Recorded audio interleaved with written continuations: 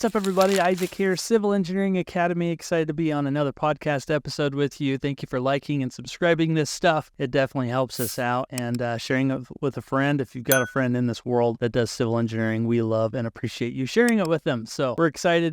Today I bring on a guest that has really been heavily involved in a lot of the material that we use to help people pass their PE exam, and he details his journey taking the exam, but coming from Uruguay to the United States to take his PE exam. And he actually just emailed me today letting me know that he passed that exam. So during the interview, we talk about his exam experience, his experience heavily in the construction world, what he's doing today, and how he went through the process of getting his PE exam here in the States. I did record this while I was on a trip in Las Vegas with family, and so it was kind of an impromptu podcast that we did, but we got it done. And so I am recording this introduction much later, and he actually informed me that he did pass his PE exam. We're very excited for Harald and excited that he's able to crush that. So anyway, without further ado, this interview is going to be with Harald Adler. He is from Uruguay and heavily involved in construction world. He's heavily credentialed in a lot of different areas, including getting his PMP, and now he is a professional engineer. So if you have thought about getting your PE license, you're an international person, maybe you've just come to the United States, then this episode's going to be informative for you. Plus, I think it's just kind of inspirational for anyone else taking the PE exam. So without further ado, let's get to Harald. It's going to be coming up right up after this. See ya.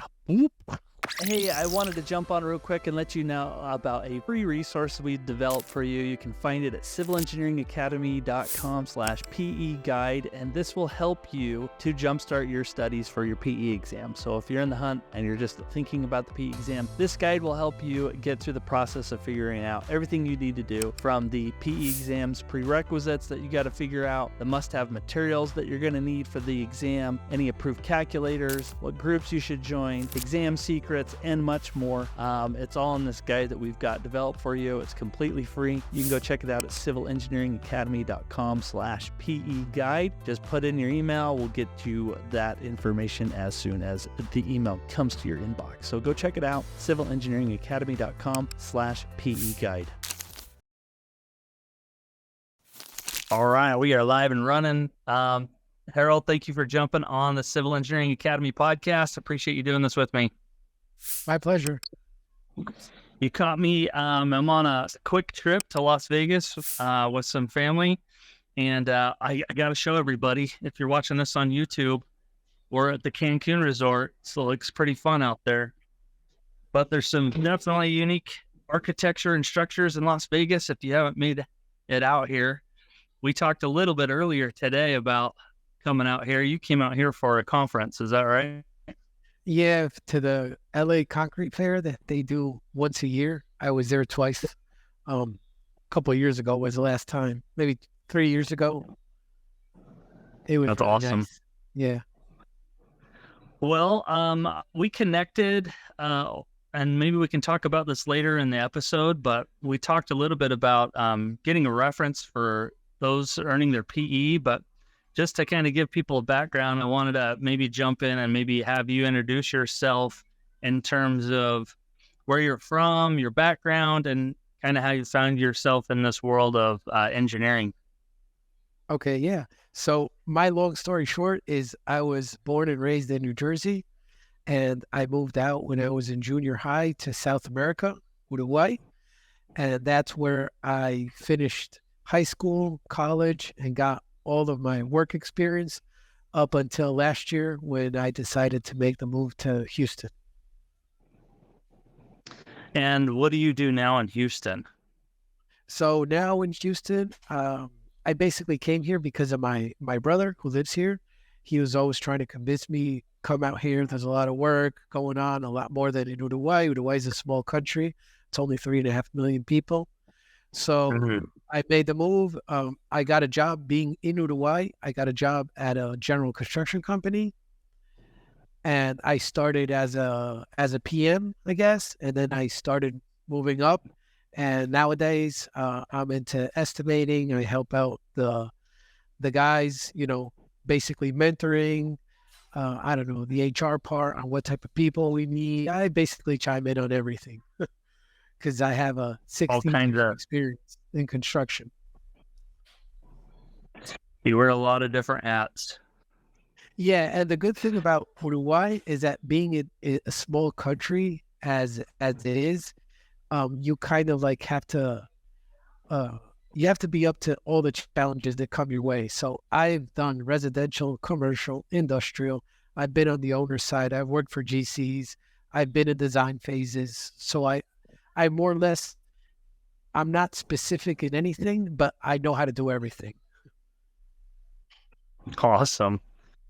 Well, could you give us a little background in what you were doing in your home country? I'm assuming it's similar stuff. And could you also tell us a little bit about the process of becoming a PE there? Because I know there's some big differences between earning your PE there and the United States. So could you tell us a little bit about Yeah. So one of the requirements to apply for the PE in Texas is to have your foreign credential evaluated by one of the organizations that they have approved. And it came out to a bachelor's degree. In reality, it's a 6-year degree. And I think it's more than that. But that's just a personal note. Because, like, for example, I did 2 years of transportation, specific, how do you call them, subjects that makes the degree go to 6 years. So you have 4 years of common, stuff to engineering, and then you go into your specific, which could be geotech, water, structural, transport, or construction, basically. So basically, after you finish those 6 years in Uruguay, you have your stamp and your signatures to sign off drawings. It's not like here in the States that you do 4 years of college, then you're required to have some work experience, work under a PE. And after taking the FE and the PE, you can apply for it, but you need to have that work experience. In Uruguay, it's a bit different. The reality is that after you finish your degree, you normally are the right hand to a PM or to a PE, and you have that, you start gaining that knowledge through a professional engineer that has experience. Even though you are a professional experience, you're kind of green, to be totally honest. So you end up gaining that experience over the years. Like, for example, my first job was I was an assistant PM to a PE at a pulp mill construction site that was huge. So I got to like learn a lot from him. And bit by bit, I made my path, I guess. So in terms of that level, like experience, you kind of are still paving that same pathway where you're really working under a mentor or another engineer that's kind of guiding you, even though you already are really a professional engineer there. So that's kind of interesting. Yeah, exactly. Talk about the process to get your PE here. How was that? How challenging was it? Or what was your experience? Yeah, so I really didn't know anything about it until I got here, and I got here in June of last year. So I started studying for the PE, I guess for the FE, that first phase. In October, I signed up for a course. To be totally honest, since I didn't know what I was up against, and since I had finished college 16 years ago or 15 years ago, I studied, I signed up for a course, the cheapest one I found, to be totally honest. And I did a lot of YouTube videos through Mark Matson, basically. And I studied for 2 months and a half. I took the FE. Fortunately, I passed it. Then I took 3 months off and I started studying for the PE, 3 or 4 months off. And then I started studying for the PE through Civil Engineering Academy, which I really like. That the reason why I signed up for yours is because I saw that you can study like at your own pace and you have access to the material for up to 6 months. So I figured in 6 months, if I didn't pass it the first time, I'd have a chance to continue looking at, all the stuff that you have on your webpage. and I figured it was so. I studied another 2.5 months for the PE, which I took in early July, and thankfully, I don't have to take it again. I passed it on my first try. So, but That's so awesome. it was really, I guess, really like going back to college for me, because like I said, I finished 15 years ago, and I did my normal work hours. And after I got home, I ate. I had like my early dinner, I guess. I took an hour and a half off, and I started studying every single day at 6 p.m. until I got tired, which would normally be 10, 11. So I would put in 4 or 5 hours every day. I'd say 4 of the 5 days a week. Because some days I was burned out. And on weekends, weekends I would put in 8, 10, 12 hours. So Well, I really have to thank my wife for having all that patience, because we didn't go I out. was gonna ask, how did you balance that? Did you get with your wife and say, hey, this is something I need to do?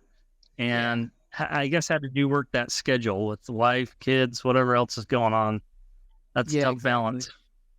Yeah, that's why I got the support. So basically, I just put my life on standby for those 2.5 month spans, so I could get it all in on studying. Well, you came from another country to take the PE. If someone else was in similar shoes of yours, what hurdles did you face with the NCEES or to getting registered for the FE or the PE exam? What advice would you give to someone that's coming the same way you did? What challenges or what things should they prepare for if they're doing that? Well, I think all the information is pretty clear on the web pages. Basically, the main hurdles is getting all the information to submit to this foreign credential evaluation company or organization, which I think varies for each state. It's not like the same organizations for every state. So in Texas, I reached out to the 3 or 4 that do it here, and I found one, and they told me what I needed. So I just submitted all the documentation to them, and I guess that's the toughest part of it, getting all the paperwork submitted, and that's basically it. Because after that, Okay. it's just filling out forms for the Texas board, in my case. Awesome. And remind us all, what depth exam did you take? So I took the construction one. So even though I have the transportation background, really all my work experience has been construction on the job sites. So a lot of people say the construction's one of the tougher depth exams because it tests you on a variety of material, and they have quite a bit of codes and standards you have to know as well. Do you have any tips for someone taking that same exam? Really, I think the magic is practice and exercises. The more you do, the easier it is. And I had an added advantage, I guess, because I recently took the NASCLA exam, the General Commercial License exam for the company I'm working at, which gives you the possibility to get the GC license in 16 states. So I had that study background, which is much lighter than the one for the PE, but it's at least you start getting like in the role of knowing the standards, knowing the books, knowing all that stuff. So that helped me. So if anybody's looking into taking that one also, I recommend taking that one first. Well, that's Because good it gets you in advice. the role. Did you feel like there was any tricky parts about the exam at all, whether it was the breadth or the depth part that caught you off guard? No, not really. I think it's practice. The biggest challenge is like what you said. It's a wide range of topics. So at least what I'm used to when I got my degree, like for example in Uruguay, when you take an exam, um, normally it's 4-hour exams that have 4 or 5 exercises at the most. So it's much more longer exams with a lot more thought process behind it. These are more mechanical, but a much more wide range. So in the long run, in either case, practice makes perfect, but you really have to, I guess, balance out what your weaknesses are and try to focus on those. And the breath, of course, the breath exam. That's like, Oh yeah. that's where I'm most focused on. I'd say I gave it a week for each topic, and then I tried to be all in on the construction part of it. Got it. You mentioned how you connected with Civil Engineering Academy through online research. I guess in taking the course, or our PE course, what was your favorite part about the course? It's very well organized and structured. It's easy to follow. So that really helps a lot.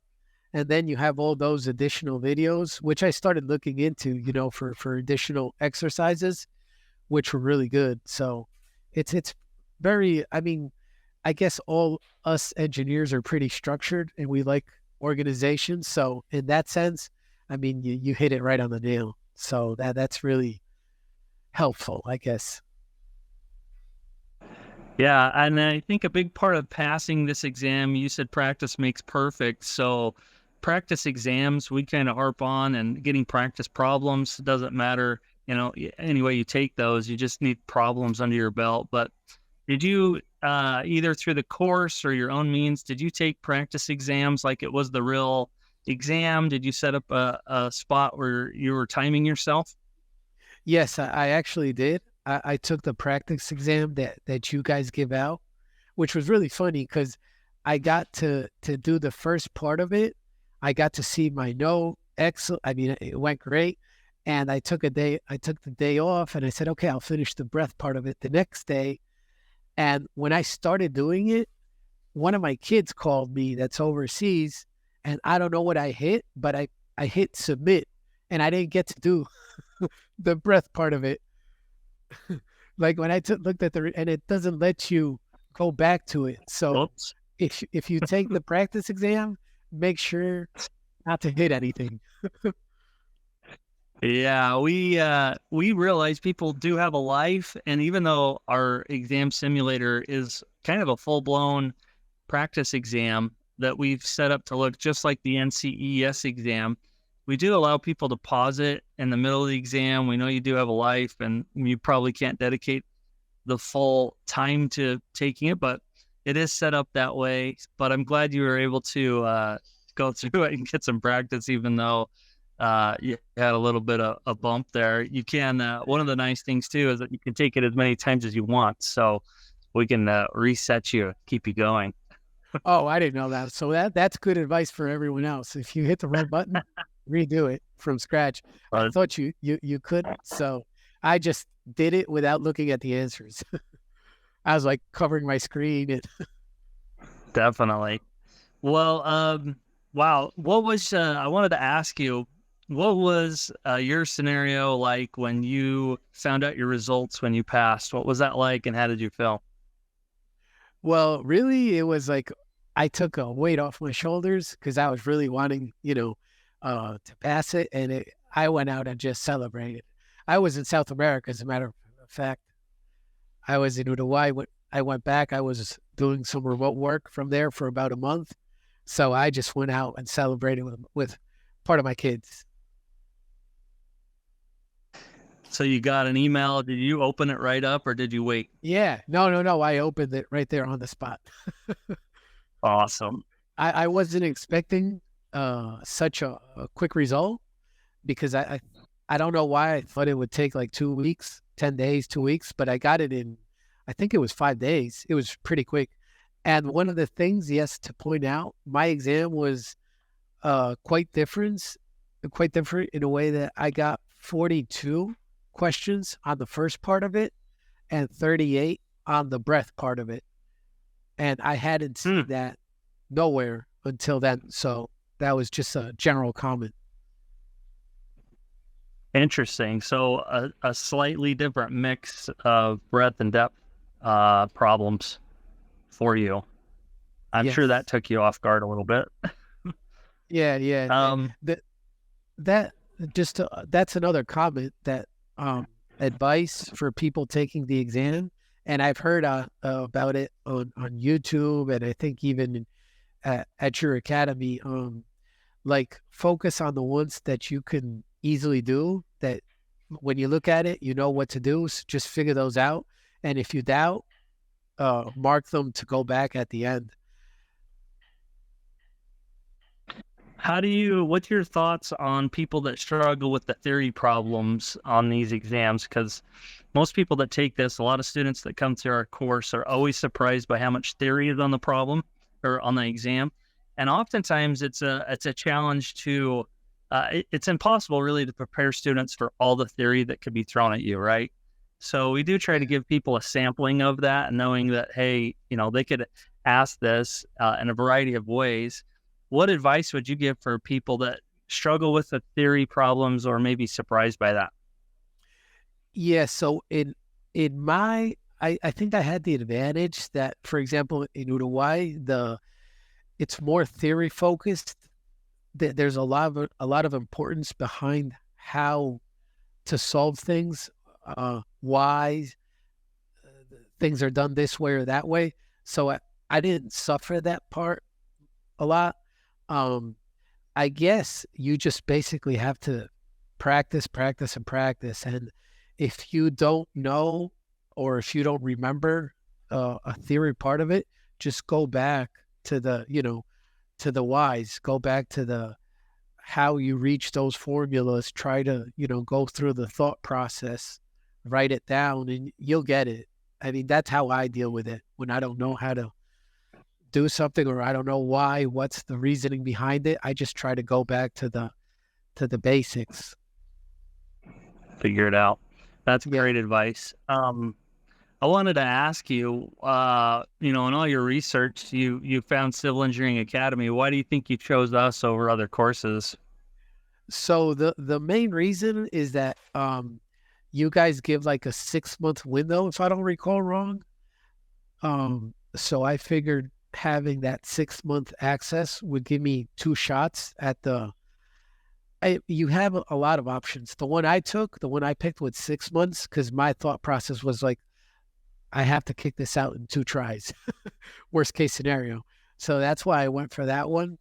And by what I saw, I, I think it was a good option because you guys have all the information very well structured, very well organized, and it was a good bet if you consider the cost benefit behind it because there are other options, but they cost 3-4 times higher than what you guys offer. So